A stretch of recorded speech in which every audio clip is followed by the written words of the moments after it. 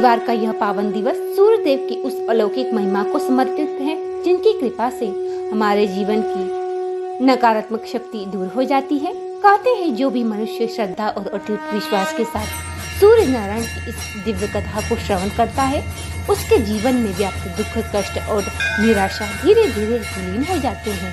प्रिय भक्तों, आज का यह रविवार साधारण नहीं है।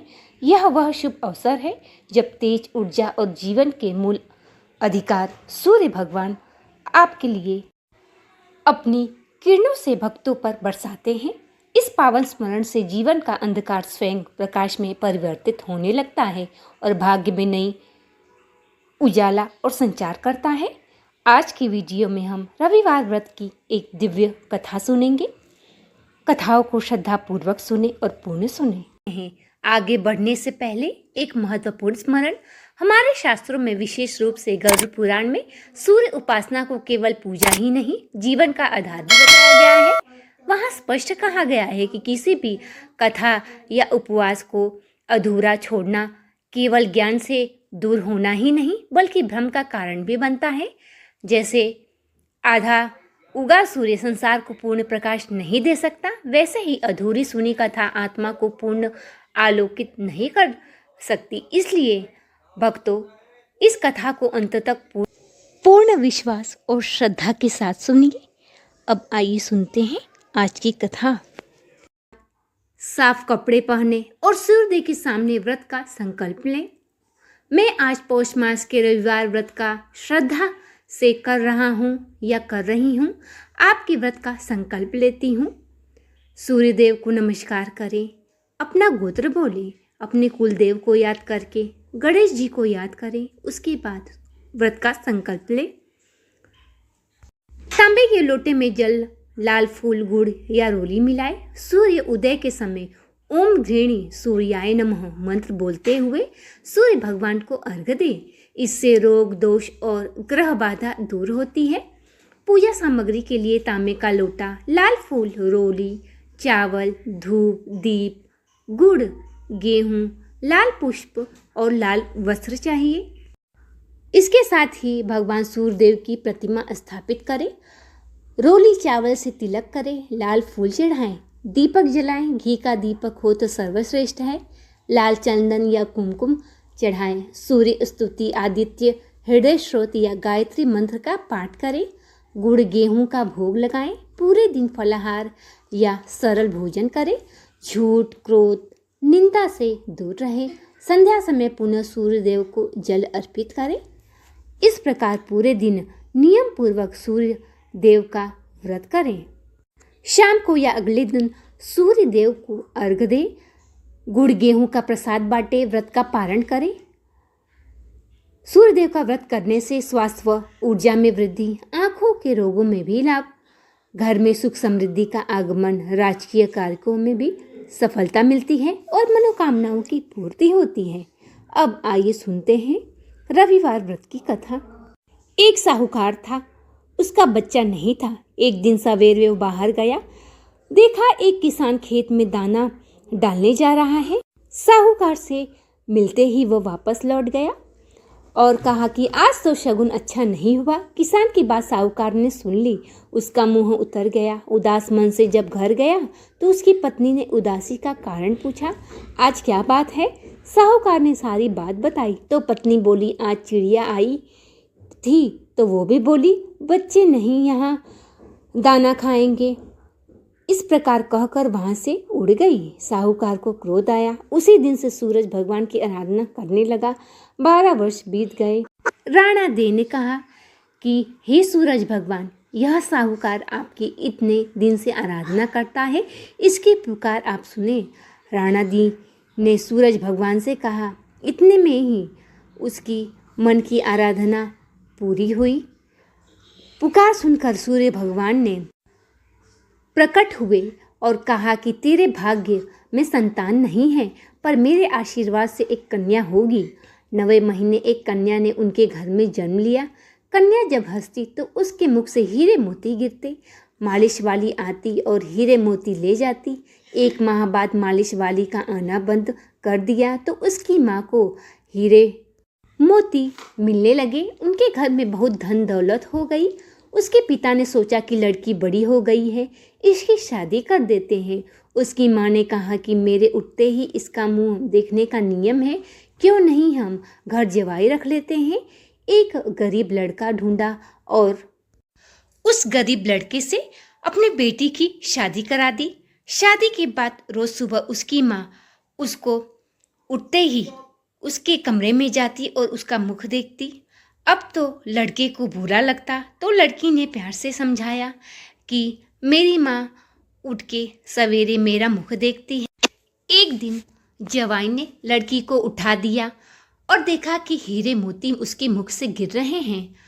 उसने उठा लिया। लड़की की माँ आई तो समझ गई कि जवाई को पता चल गया। उसके मन में लालच ने घर कर दिया और उसने अपने जवाई को मारने के लिए एक आदमी भेज दिया। आदमी ने जवाई को मार दिया और उसका सिर सासू माँ को लाके दे दिया। राणा जी और सूरज भगवान ने सोचा कि अब तो लड़की विधवा हो गई, पति को मार दिया गया, उसकी रक्षा करनी चाहिए। सूर्यदेव ब्राह्मण का रूप धारण कर उसके यहाँ भिक्षा मांगने आए और जवाई का सिर अपने साथ ले गए। अंग में अमृत छिड़क कर अंग को जोड़ दिया और उसका पति जीवित हो गया। लड़की ने पौष रविवार का व्रत करने का नियम था। वह पूजा कर कहानी सुन भोजन करने के लिए पति का इंतजार कर रही थी। उसी समय उसका पति आया तो उसने पूछा कि आपको पता नहीं क्या दिन अस्त होने पर मैं खाना नहीं खा सकती, अगले दिन खाना पड़ता है। उसके पति ने उसकी सारी बात बताई। बेटी बोली, अब हम यहाँ नहीं रहेंगे। सास ने बहुत पश्चाताप किया, पर बेटी अपने पति के साथ ससुराल में सुखपूर्वक रहने लगी। उसी घर में सुख समृद्धि हो गई। हे सूरज भगवान, जैसे आपने बेटी पर कृपा करी वैसे सब पर करना। महापुरुष थे ऋषि कश्यप। उनकी पत्नी अदिति के गर्भ से जन्म हुआ एक तेजस्वी बालक का, जो आगे चलकर सूर्यदेव के नाम से प्रसिद्ध हुए। सूर्यदेव के शरीर से निकलने वाला तेज इतना अधिक था कि देवताओं की आंखें तक बंद हो गई। सभी देवताओं ने मिलकर भगवान ब्रह्मा से प्रार्थना की, हे प्रभु, संसार को चकाचौंध करने वाले सूर्यदेव का तेज इतना है कि सबकी आंखें चकाचौंध हो जा रही है, हमें कुछ दिखाई नहीं दे रहा। आप ऐसा उपाय करें जिससे कि सूर्यदेव का प्रकाश जीवों के लिए सुगंध बने। ब्रह्मा जी ने सूर्यदेव को उपदेश दिया कि हे सूर्य, तुम्हारा तेज जगत के लिए जीवन है, किंतु इसका संतुलन आवश्यक है। अपने प्रकाश में मधुरता लाओ ताकि प्राणी सुखपूर्वक जीवन जी सके। सूर्यदेव ने ब्रह्मा जी की बात मानी और अपने तेज को नियंत्रित कर पशु पक्षियों और प्रकृति के लिए जीवन दान बन गए। सूर्यदेव अंधकार हरने वाले, रोग व नाश को भगाने वाले और आरोग्य का ऊर्जा देने वाले माने गए हैं। अब आइए सुनते हैं अगली कथा। एक बार सांबा नामक बालक को कोढ़ रोग हो गया। संतान की चिंता में व्याकुल होकर सांबा ने पिता भगवान कृष्ण ने देवर्षि नारद से उपाय पूछा। नारद जी ने कहा कि हे सांबा, तुम सूर्यदेव की उपासना करो और प्रातःकाल जब सूर्यदेव की लालिमा हो तो उस समय अपने पुत्र को उस लालिमा से सूर्य की किरणों से सारे कष्ट दूर हो जाते हैं। सांबा के 12 वर्ष तक सूर्यदेव की उपासना की। सूर्य ने प्रसन्न होकर उसे रोगमुक्त कर दिया। उसी समय से सूर्य उपासना को स्वास्थ्य, संतान और सुख समृद्धि का वरदान माना गया है। अब आइए सुनते हैं अगली कथा। काल में एक बुढ़िया रहती थी। वह नियमित रूप से रविवार का व्रत करती। रविवार के दिन सूर्यदेव से पहले उठकर बुढ़िया स्नान आदि से निवृत्त होकर आंगन को गोबर से लीपकर स्वच्छ करती। उसके बाद सूर्य भगवान की पूजा करते हुए रविवार व्रत कथा सुनकर सूर्य भगवान को भोग लगाकर दिन में एक ही समय भोजन ग्रहण करती। सूर्य भगवान की अनुकंपा से बुढ़िया को किसी प्रकार की चिंता एवं कष्ट नहीं था।